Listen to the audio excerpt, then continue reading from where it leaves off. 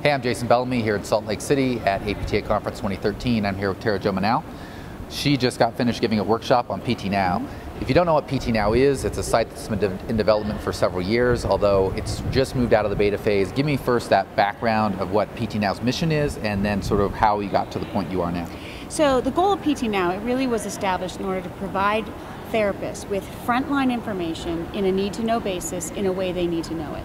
And it's really also intended to create a place where a therapist can go, and it really synthesizes the available literature out there in a way that they can use it in a friendly manner. So if they have a test that they want to utilize on a patient, for example, how exactly should it be administered? That's already been vetted, and the video that's attached will demonstrate the test as it was described originally, on which all the data is composed. So it's the right way to do the test that you should be doing. It also synthesizes which things should be done for specific conditions, for example.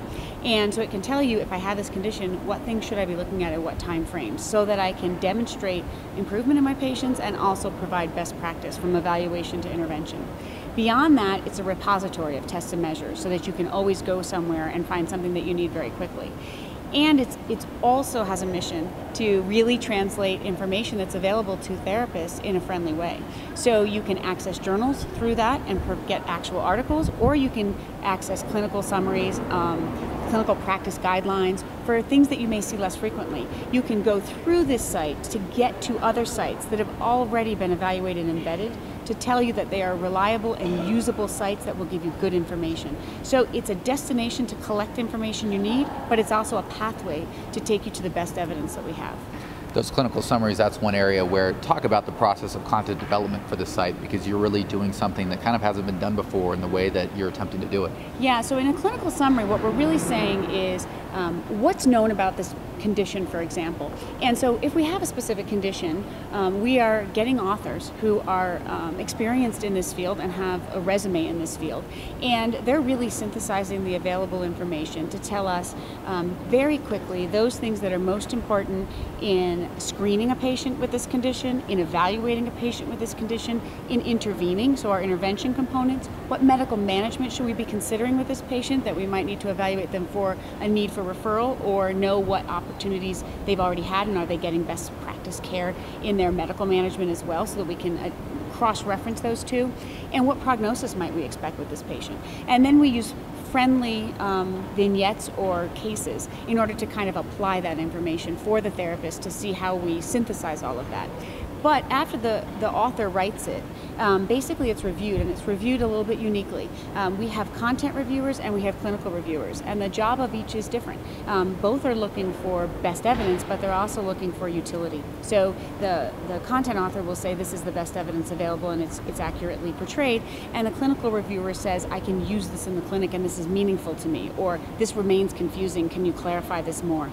Once we've done that, we actually then break this down one level below. So they're available on the site almost like a monograph, but then we put them in quick takes. So you can click on a button that says quickly, evaluation, here's what you need to do. And then you see a test you don't know, and you either didn't remember how to do it or you never heard of it. You can click on that. That will take you then to a vetted example of that test. It'll tell you how to do it, how to interpret it, what equipment you need, and now you can actually perform that test on your patient. So it's this very quick but very well-researched way of synthesizing this data for a clinician. So you mentioned tests. Obviously we're coming up on July 1st, and the requirement to include G-codes, functional limitation reporting with Medicare Part B.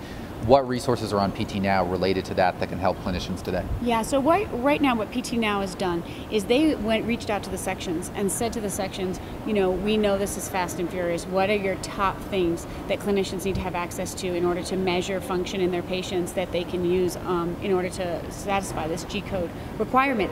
And so they gave us nice lists. We started working on those lists right away, and actually in doing so, we're doing the same synthesis job. So we're going out there, finding out how the test is done, getting accurate portrayals of the test, and then on whom is it validated and how do you interpret that data? So what are the population norms? What are the standard error of the measure, or the MCD or MCID, talking about what change means progress?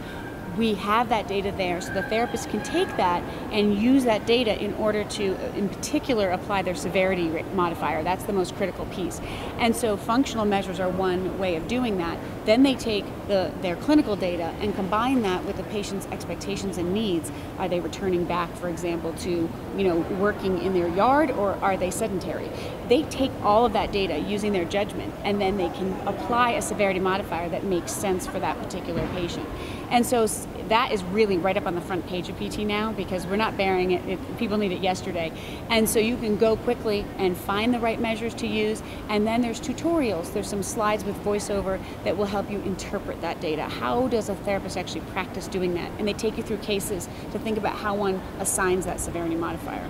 There's a lot of content up there now. There will continue to be more content really added on an almost daily basis, videos related to tests, those examples that you talked about, more access to tests themselves, just being able to go straight to it. So PT Now in rapid development in that sense, and that's going to continue. So go check that out. If you haven't been to the site before, it's www.ptnow.org. You can also get to it through APTA.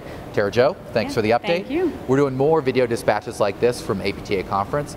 To see them, you can go to APTA Conference/news. I'm Jason Bellamy, and we'll catch you later.